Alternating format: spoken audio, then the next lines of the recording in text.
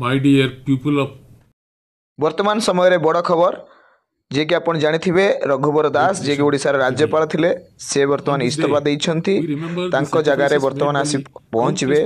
मिजोराम रो जे कि वर्तमान रो मिजोराम रो राज्यपाल हरिबाबू कंभमपति पड़ोसी राज्य आंध्र प्रदेश रे तांकर जन्म 15 जून 1953 मसीह से जन्मग्रहण करथिले आंध्र प्रदेश रे से 2014 मसीह विशाखापट्टनम लोकसभा प्रार्थी भाव विजय करथिले 41.71% भोट रे से विजय करथिले से वर्तमान 6 नवेम्बर 2021 टू मिजोराम रे राज्यपाल भाव कार्यरत अछंती एबे आसी से ओडिसा रो दायित्व ग्रहण करिवे वर्तमान समय रे बड़ खबर ओडिसा रो राज्यपाल रघुवर दास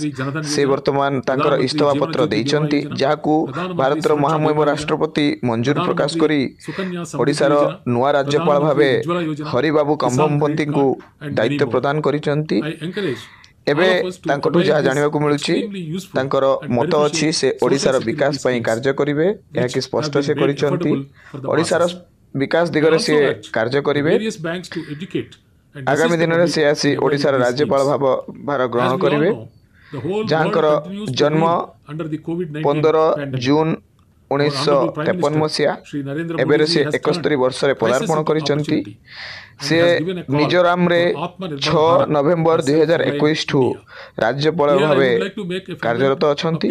एबेर बड़ खबर महामहिम राष्ट्रपति श्रीमती द्रौपदी मुर्मू महोदया तांकू ओडिसा रो कार्यभार ओडिसा रो राज्यपाल भार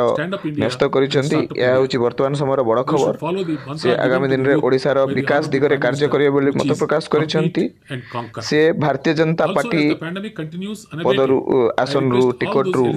2014 मसीहा रे विशाखापट्टनम एमपी